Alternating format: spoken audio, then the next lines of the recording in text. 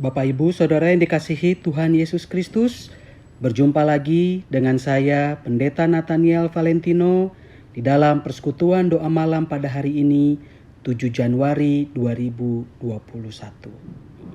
Sebelum kita membaca dan merenungkan firman Tuhan dan menaikkan doa-doa syafaat kita, mari kita bersama-sama bernyanyi dari NKB 200 di jalan hidup yang lebar sempit.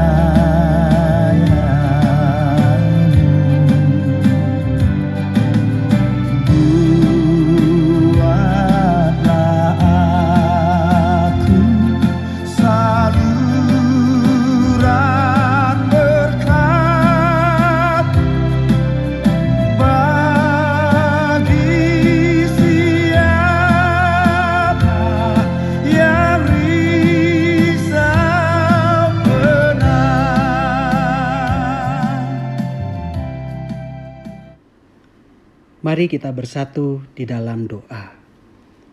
Tuhan Yesus Kristus, Juru Selamat kami yang hidup, terima kasih untuk pemeliharaanmu di sepanjang kehidupan kami. Hari ini kami mau merenungkan firman Tuhan.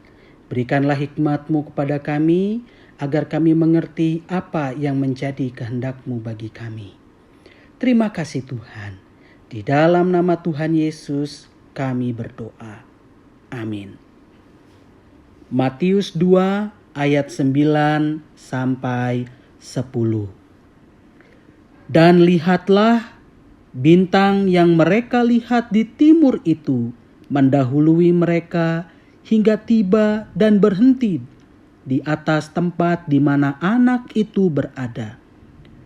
Ketika mereka melihat bintang itu, sangat bersukacitalah mereka. Bapak, Ibu, Saudara yang dikasihi Tuhan Yesus Kristus. Orang-orang Majus adalah orang-orang yang menguasai pengetahuan di bidang astronomi atau hal-hal mistik seperti tafsir mimpi dan ramalan. Sama seperti arti kata Majus itu sendiri yang diterjemahkan dari bahasa Latin magus, yang berarti sihir. Orang-orang Majus adalah orang-orang yang dihormati di negerinya, di Persia dan Babilonia. Kedudukan mereka sangat terhormat dan sering ditempatkan sebagai penasihat kerajaan. Di dalam kisah Tuhan Yesus, melalui literatur Yahudi yang ada di Babilonia dan Persia, mereka mengetahui bahwa suatu hari nanti raja besar dan berpengaruh akan lahir di Bethlehem, di mana kelahirannya itu ditandai dengan kemunculan bintang besar. Seperti yang kita tahu, orang-orang Majus ini akhirnya bertemu dengan Yesus Kristus, Juru Selamat dunia, berkat bintang Bethlehem yang membimbing mereka untuk sampai ke tempat tujuan. Saudaraku, jika bintang Bethlehem bisa menjadi pembimbing bagi orang-orang Majus, orang-orang asing yang bahkan tidak berasal dari tradisi keyahudian, untuk berjumpa dengan juru selamat. Sudahlah semestinya kita pun harus menjadi bintang Bethlehem di tengah keseharian kita. Kita menjadi orang-orang yang menuntun orang lain berjumpa dengan Kristus, Juru Selamat dunia melalui diri kita. Bagaimana hal itu bisa kita lakukan? Jawabannya adalah, jadilah orang-orang Kristen yang berintegritas. Apa yang kita tahu dan pahami dari firman Tuhan, itu pula lah yang kita terapkan dan kita katakan. Tidak sedikit orang-orang Kristen yang takut untuk menerapkan firman Tuhan karena ada risiko atau akibat besar yang harus mereka hadapi.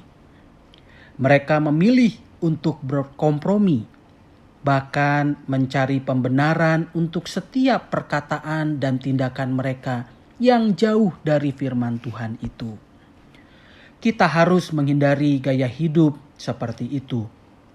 Hidup yang berintegritas memang harus dibayar dengan harga yang mahal. Ada risiko, ada akibat dari hidup berintegritas. Tetapi sekali lagi, firman Tuhan mengingatkan kita bahwa ketika kita berupaya memperjuangkan kebenaran, hidup sesuai dengan firman Tuhan, Tuhan memberikan kita kekuatan agar setiap risiko dan akibat yang muncul bisa kita pikul dan lalui.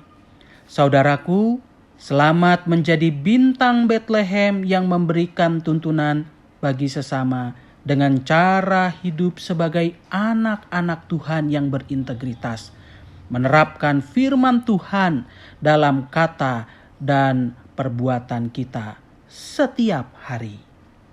Amin. Saudaraku, mari bersama-sama kita menaikkan doa syafaat kita. Tuhan Yesus Kristus, Juru Selamat yang hidup, sekali lagi Engkau mengingatkan kami agar kami dapat hidup menjadi bintang Bethlehem, menjadi pembimbing bagi sesama kami untuk berjumpa dengan Kristus Sang Juru Selamat. Dengan hidup berintegritas sesuai dengan firman Tuhan yang kami dengar dan kami ketahui. Kami lakukan firman Tuhan itu di dalam kata dan perbuatan kami setiap hari. Memang ada akibat dan ada risiko yang akan kami tanggung. Tetapi kami memiliki Tuhan yang selalu bersama-sama dengan kami, sehingga kami dapat menanggung setiap risiko dan akibat-akibat tersebut. Tuhan Yesus Kristus, di dalam syafaat ini kami berdoa untuk gereja-gereja di seluruh dunia, di mana kami kesulitan untuk mengadakan ibadah tatap muka akibat pandemi COVID-19.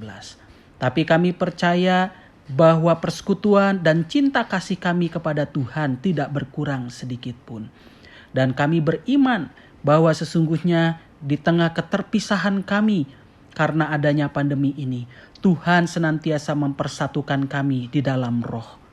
Tuhan Yesus Kristus, berkatilah gereja-gereja di seluruh dunia ini, agar kami dapat hidup bersatu, sama seperti Kristus yang adalah pemimpin dari setiap orang yang percaya kepadanya. Tuhan Yesus Kristus, ajarkanlah kami untuk hidup saling bahu-membahu seperti tubuh Kristus yang berbeda-beda tetapi saling melengkapi dalam keutuhan dan kesatuan. Kami berdoa bagi bangsa dan negara kami. Berkatilah pemimpin-pemimpin negeri ini, supaya mereka dapat mengambil keputusan yang bijaksana demi kesejahteraan masyarakat dan keadilan dan perdamaian masyarakat. Kami juga berdoa untuk setiap tenaga kesehatan dan tenaga medis, di mana mereka sampai hari ini terus berjuang untuk berhadapan dengan pandemi COVID-19, mengobati setiap orang-orang yang sakit dan menyuarakan agar hidup sehat. Kami berdoa untuk kehidupan ekonomi seluruh dunia ini, agar kami semua sebagai masyarakat dapat hidup tercukupi, menopang kehidupan ekonomi negeri ini, dan kami dapat senantiasa bekerja dan memperoleh nafkah dari apa yang kami kerjakan itu. Peliharalah kehidupan rumah tangga kami, agar kami senantiasa hidup rukun, saling menghormati satu sama lain. Berkatilah anak-anak muda di dalam karya, pekerjaan, dan kehidupan cinta mereka, agar senantiasa di dalam kekudusan Tuhan dan kasih Tuhan. Tuhan Yesus Kristus, terima kasih untuk pemeliharaan-Mu di sepanjang kehidupan kami. Inilah doa syafaat yang kami panjatkan hanya di dalam nama Tuhan Yesus Kristus, Juru Selamat kami yang hidup. Amin. Bapak, Ibu, Saudara yang dikasihi Tuhan Yesus Kristus, persekutuan doa malam pada hari ini telah usai. Sebelum itu, mari kita bersama-sama memuji Tuhan dari NKB 200 di jalan hidup yang lebar sempit.